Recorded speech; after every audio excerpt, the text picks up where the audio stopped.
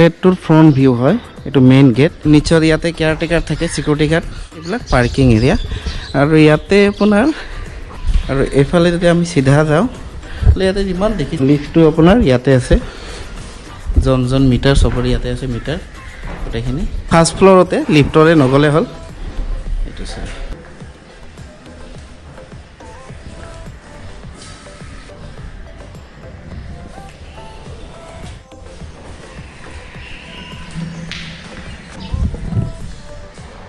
আৰু ফেন